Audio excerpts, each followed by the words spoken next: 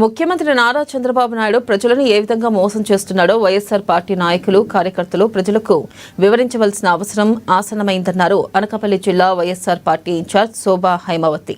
పెందుర్తి మండలం సుజాతానగర్ ప్రాంతంలో పెందుర్తి మండలం వైఎస్ఆర్ పార్టీ నాయకులు కార్యకర్తలతో పెందుర్తి మాజీ ఎమ్మెల్యే అన్నంరెడ్డి అదీప్ రాజు బాబు షూరిటీ మోసం గ్యారంటీ అనే నినాదంతో సమావేశాన్ని ఏర్పాటు చేశారు. ఇక చంద్రబాబు నాయుడు రాష్ట్ర ప్రజలను ఏ విధంగా మోసం చేస్తున్నారో వివరించారు. భవిష్యత్తులో వైఎస్ఆర్ పార్టీ శ్రేణులు గ్రామాల్లోకి వెళ్లి ప్రభుత్వం చేస్తున్న మోసాలను ప్రజలకు వివరించాలని పిలుపునిచ్చారు.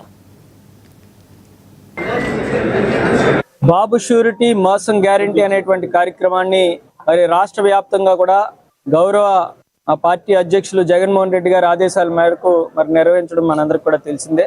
మరి అందులో భాగంగా మరి ఇప్పటికే పెందుర్తి నియోజకవర్గ స్థాయి సమావేశం కానీ పరవాడ మండల స్థాయి సమావేశం కానీ పూర్తయింది. ఇక్కడ పెందుర్తి రెవెన్యూ మండలానికి సంబంధించినటువంటి ముఖ్య కార్యకర్తలు నాయకులందరితో కూడా మరి ఈ రోజు ఇక్కడ సమావేశం అవడం, ఒక విస్తృత స్థాయి సమావేశం నిర్వహించుకోవడం, ఈ బాబు షూరిటీ మోసం గ్యారంటీ అనేటువంటి కార్యక్రమాన్ని ప్రజల్లోకి ఏ రకంగా తీసుకెళ్లాలి అనే దాని మీద ఇవాళ ఆ పార్టీ పార్లమెంట్ పరిశీలకురాలు శోభా హైమావతి గారు కూడా దిశానిర్దేశం చేయడం జరిగింది.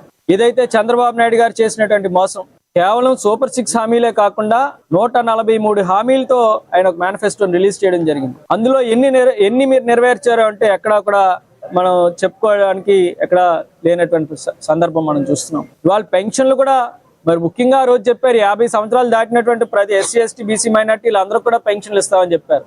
మరి అది ఏమైందో కూడా ఈ రోజుకి తెలియనటువంటి పరిస్థితి. అంతేకాకుండా ఏదైతే ఈ రోజు పెన్షన్ విధానం మళ్ళీ గతంలో రాజశేఖర రెడ్డి గారి కన్నా ముందు చంద్రబాబు నాయుడు గారు ఏదైతే సిస్టమ్ ఉండేదో ఈ రోజు మళ్ళీ అదే సిస్టమ్ వచ్చింది. ఎవరైనా గ్రామంలో ఒకరు చనిపోతే తప్ప మళ్ళీ కొత్త పెన్షన్ ఇచ్చేటువంటి పరిస్థితులు కూడా